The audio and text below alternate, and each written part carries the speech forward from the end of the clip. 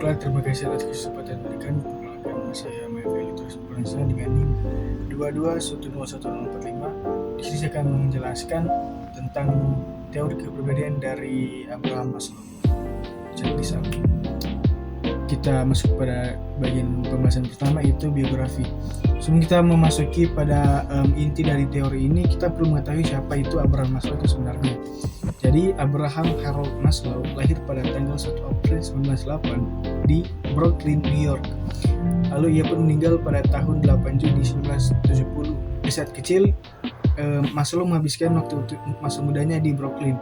Ia merupakan anak sulung dari 7 bersaudara. Waktu dia sekolah, Maslow adalah murid ilmiah dan berhasil mendapatkan tempat di City College of New York. Maslow awalnya belajar hukum untuk memenuhi keinginan orang tuanya, tetapi ia menghadiri kuliah di Universitas Wisconsin. Di sana ia berubah tanduk ke cabang psikologi. Yang saat ini pun beliau dikenal sebagai psikolog yang asal Amerika Serikat dan menjadi seorang pelopor aliran psikologi humanistik. Ia terkenal dengan teorinya tentang hierarki kebutuhan manusia yang sebentar akan dijelaskan lebih lanjut. Kita masuk pada bagian selanjutnya, yaitu dinamika kepribadian teori Abraham Maslow. Jadi Abraham Maslow memandang manusia dengan optimis. Menurutnya manusia memiliki kecenderungan alamiah yang bergerak menuju aktualisasi diri. Manusia memiliki kebebasan untuk berkehendak, kesadaran untuk memilih, serta bebas untuk memiliki harapan.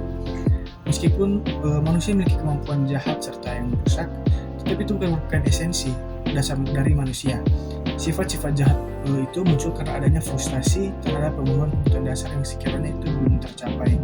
Misalnya kebutuhan makan tidak terpenuhi, itu termasuk dalam kebutuhan biologis atau kebutuhan dasar lainnya. Maka orang tersebut akan mencuri supaya kebutuhan itu terpenuhi.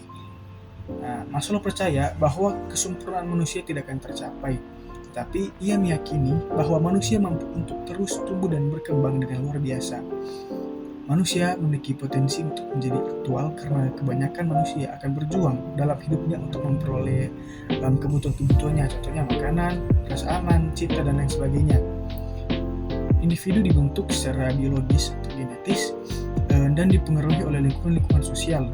Ketika manusia mencapai aktualisasi diri, mereka mengalami kekuatan yang baik antara kebutuhan biologis, sosial, dalam aspek spiritual dalam dirinya. Kita masuk pada bagian selanjutnya, yaitu struktur kepribadian teori Abraham Maslow. Abraham Maslow dalam teori ini dia mengembangkan suatu sistem hierarki yang dinamanya hierarki kebutuhan manusia.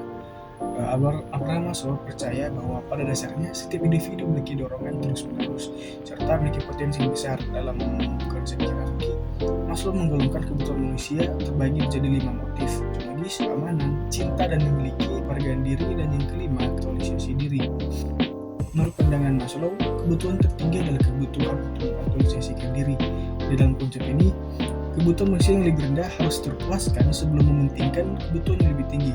Dengan dasar motivasi, Maslow mengatakan bahwa tingkah laku seseorang dapat muncul karena adanya motivasi. Contohnya keinginan untuk berhubungan seksual dapat termotivasi tidak hanya oleh adanya kebutuhan yang berkaitan dengan tingkat fisiologis, tapi juga oleh kebutuhan akan kebersamaan, cinta, dan harga diri. Jadi kita telah mengetahui kelima tingkatan dalam hierarki kebutuhan manusia. Sekarang kita akan mengetahui lanjutan tentang 5 tingkatan tersebut. Jadi dalam kebutuhan manusia itu dibagi menjadi 2, yaitu kebutuhan dasar atau basic needs dan kebutuhan meta atau meta needs. Kebutuhan dasar merupakan kebutuhan karena kekurangan. Kebutuhan dasar meliputi lapar, kasih sayang, rasa aman, harga diri, dan sebagainya. Sedangkan meta kebutuhan adalah kebutuhan untuk perkembangan. Meta kebutuhan meliputi keadilan, kebaikan, keindahan, keteraturan, kesatuan, dan lain sebagainya. Kebutuhan dasar lebih kuat daripada meta kebutuhan, namun meta kebutuhan dapat disubstitusikan atau diganti. Kebutuhan dasar dan meta kebutuhan itu merupakan instinktif dan meletak pada manusia. Kita masuk pada tingkatan-tingkatannya. Yang pertama ini ada kebutuhan fisiologis atau yang paling bawah, basic needs. Kebutuhan fisiologis bersifat homeostatik atau bersifat menjaga keseimbangan unsur-unsur fisik. Kebutuhan fisiologis berisi kebutuhan primitif manusia yang bersifat kuat dorongannya untuk dipenuhi seperti makan, minum, kebutuhan akan glukosa, kebutuhan akan seks, dan kebutuhan akan nutrisi. Sebagai contoh, melalui pengkonsumsian makanan dan air, tubuh mencoba untuk memelihara berbagai macam keseimbangan dalam darah dan jaringan tubuh. Di tingkatan kedua, yaitu ada kebutuhan akan rasa aman atau secure and safety needs. Setelah kebutuhan yang pertama terpenuhi, barulah muncul kebutuhan yang di tingkatan selanjutnya, yaitu kebutuhan akan rasa aman. Kebutuhan tingkat kedua dalam teori Maslow ini meliputi keamanan dari bahaya fisik dan emosional. Contoh kebutuhan akan rasa aman dalam kehidupan sehari-hari adalah menelepon ambulans ketika terjadi kecelakaan, melapor polisi ketika ada tindak kriminalitas, dan lain sebagainya. Di tingkatan yang ketiga yaitu ada kebutuhan sosial atau social needs. Kebutuhan selanjutnya ini adalah kebutuhan sosial dan kasih sayang. Hal ini dilatari dari fitrah manusia sebagai makhluk sosial dan atau homo socius. Secara mendasar, manusia memiliki rasa agar dibutuhkan orang lain, kebutuhan untuk dicintai, bersosialisasi di masyarakat, dan sebagainya. Contoh penerapan kebutuhan sosial dalam kehidupan sehari-hari adalah keinginan untuk menikah. Karena membutuhkan dalam kita menikah, kita akan membutuhkan pasangan untuk melanjutkan hari-hari kita sampai kita tua nanti. Selanjutnya kita perlu akan pertemanan, karena dalam hubungan pertemanan ini perlu interaksi sama manusia dan lain sebagainya. Selanjutnya dalam tingkatan yang keempat yaitu kebutuhan penghargaan atau esteem needs. Setelah kebutuhan sosial terpenuhi, muncullah kebutuhan selanjutnya yaitu kebutuhan akan penghargaan. Kebutuhan penghargaan ini merupakan pemenuhan ego untuk meraih prestise.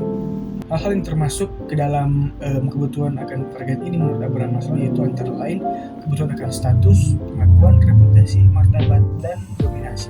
Selanjutnya di tingkatan yang paling atas atau tingkatan yang tinggi yaitu ada kebutuhan aktualisasi diri atau self-actualization needs. Setelah keempat kebutuhan dasar terpenuhi, maka muncullah kebutuhan selanjutnya yakni kebutuhan meta yang merupakan kebutuhan yang dimiliki seseorang untuk mengaktualisasikan dirinya dan mengoptimalkan potensi-potensi positif yang terpendam dalam dirinya. Aktualisasi diri merupakan keinginan untuk memperoleh kepuasan dengan dirinya sendiri atau self-fulfillment. Untuk menyadari semua potensi dirinya dan menjadi kreatif dan bebas dalam mencapai puncak dalam dirinya, manusia yang telah mampu memiliki kebutuhan untuk mengaktualisasikan dirinya akan menjadi manusia yang utuh, memperoleh kepuasan dari kebutuhan-kebutuhan yang tidak diketahui semua orang, dan mampu untuk mengekspresikan kebutuhan dasar kemanusiaan secara alami. Baiklah, sekian dari pemaparan materi teori kebutuhan manusia dari Abraham Maslow. Maaf bila sekiranya ada beberapa kesalahan dalam pemaparan materi ini. Kiranya apa yang telah kita dapati dalam materi ini dapat memberikan kita hal-hal baik untuk kedepannya. Sekian dan